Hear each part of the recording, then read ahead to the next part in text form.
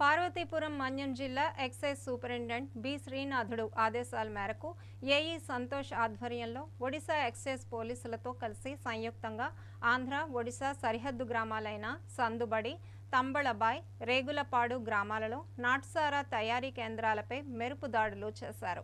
ఈ సందర్భంగా excise CI Srinivas మాట్లాడుతూ నవోదయం 2.0 కార్యక్రమంలో భాగంగా నాటుసారా తయారు చేస్తున్నారన్న ముందస్తు సమాచారం అందడంతో ఆ గ్రామాలకు చేరుకొని 9700 లీటర్ల పులిసిన బెల్లపు ఊటతో పాటు రవాణాకు సిద్ధంగా ఉంచిన 730 లీటర్ల నాటుసారాను స్వాధీనం చేసుకున్నామన్నారు।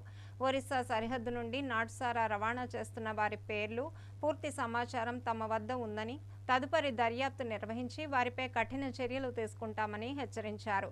నాటుసారా తరలింపుపై సరిహద్దుల్లో గ్రామాలలో నిరంతర నిఘా పెట్టామన్నారు। నాటుసారా తయారీ రవాణా అమ్మకాలు చేసిన వారిపై పోలీసులకు ఫిర్యాదులు చేయమన్నారు।